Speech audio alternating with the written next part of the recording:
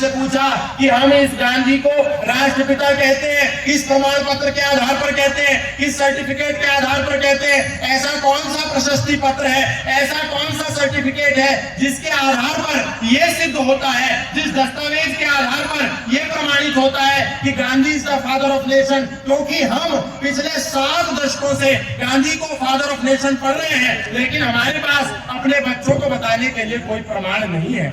क्योंकि जब एक हत्यारिन और एक लुटेरिन मदर टेरेसा को भारत रत्न मिला तो हम उनको भारत रत्न मदर टेरेसा कहते हैं, क्योंकि उनके पास एक सर्टिफिकेट है जिसके आधार पर यह प्रमाणित होता है, जो सर्टिफिकेट उनको भारत के राष्ट्रपति ने दिया और यह प्रमाणित किया कि आज से आप भारत रत्न हैं, तो उनके पास भी सर्टिफिकेट है। मकबूल फिदा हुसैन के पास भी पद्मश्री, पद्म भूषण और पद्म विभूषण का सर्टिफिकेट है, जिसने अपने पूरे जीवन भारतीय संस्कृति के देवी देवताओं की नंगी तस्वीरें बनाई और भारतीय संस्कृति को बदनाम किया, और उसके सम्मान में भारत की सरकारों ने उसको पद्मश्री, पद्म भूषण, पद्म विभूषण दिया।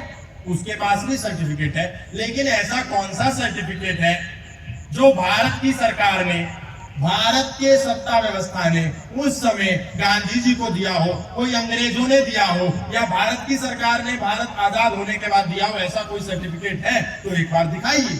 आरटीआई लगा करके एक कार्यकर्ता ने राइट टू इंफॉर्मेशन एक्ट के तहत पूछा। कई दिन तक उसके सवाल को कभी इस विभाग में, कभी उस विभाग में, कभी इस विभाग में घुमाया जाता रहा और कहा कि अभी हम ढूंढ रहे हैं। कई दिन गुजर जाने के बाद एक जवाब आया और ये कहा गया कि ऐसा कोई सर्टिफिकेट नहीं है, ऐसा कोई प्रमाण पत्र नहीं है जिसके आधार पर गांधी को राष्ट्रपिता कहा जाता है और बच्चों को सिलेबस में पढ़ाया जाता है। ये तो हम ऐसे ही कह देते हैं, ऐसे ही कह देते हैं, ऐसा कुछ भी नहीं है। सोचिए, 7 दशकों से यही झूठ पढ़ते रहे, और जो महात्मा थे, जो महर्षि थे, जो ऋषि थे, जो मनीषी थे, जो शिक्षाविद थे, जो विद्वान थे, जिनको सम्मान मिलना चाहिए, आज भी उनको यथोचित सम्मान नहीं मिला, क्योंकि हमने मांगा ही नहीं, हम तो उसी में उलझे रहे। इसलिए मैं अपनी वाणी को बहुत अधिक ना कह करके आपसे यही कहूंगा कि स्वामी श्रद्धानंद का ही नहीं, अपितु सनातन को बचाने का ही ये संकल्प है। स्वामी जी ने गुरुकुल कोई अपने लिए नहीं खोला इस देश की संस्कृति के भविष्य के रक्षण के लिए। तो आज आप अपने बच्चों को गुरुकुलों में भेजो ना भेजो, आपकी विचारधारा बदले ना बदले, लेकिन गुरुकुलों को तन से, तन ना हो तो मन से ना तो धन से अवश्य सहयोग कीजिए।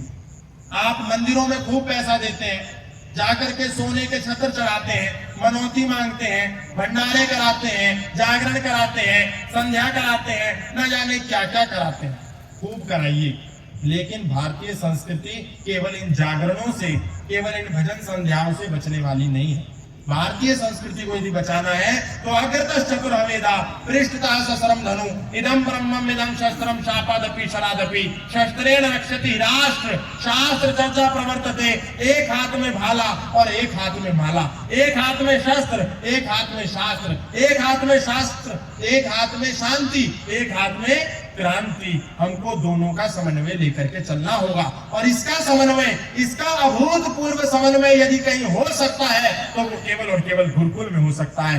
हो सके तो एक बच्चे को कम से कम गुरुकुल भेजिए, और ये भी नहीं कर पाए तो उस गुरुकुल में किसी और का बच्चा पढ़ रहा है, पैसों के अभाव में उसके पास रात को दूध पी करके सोने की व्यवस्था नहीं है, तो उसके लिए कुछ अंश दे दीजिए, क्योंकि यही वो लोग हैं जो आने वाले समय में देश के भविष्य की रक्षा करेंगे, वरना और कोई करने वाला नहीं है। कहीं गौशाला चल रही हो तो वहां पर अपने ईमानदारी की कमाई का एक अंश दे दीजिए। कहीं यज्ञशाला चल रही हो तो वहां अपनी ईमानदारी की आय का एक अंश दे दीजिए। हमने बहुत मंदिर बनाए, बड़े बड़े संस्थान बनाए, बड़े बड़े मठ बनाए, लेकिन आज राम मंदिर बनने के बाद मर्यादा पुरुषोत्तम श्री राम एक आवाज हमको दे रहे हैं, एक पुकार हमको दे रहे हैं, एक संदेश हमको दे रहे हैं, और कह रहे हैं मैं यदि मंदिरों में ही सिर्फ कैद रहा तो मैं फिर से उजाड़ा जाऊंगा। यदि मुझे विद्यालयों में पढ़ाया जाए, गुरुकुलों में लाया जाए, आचरण में उतारा जाए, मैं तभी काम आऊंगा, मैं तभी काम आऊंगा। इसलिए ये आर्यवीर दल के बच्चे ये आपके बच्चों जैसे ही है।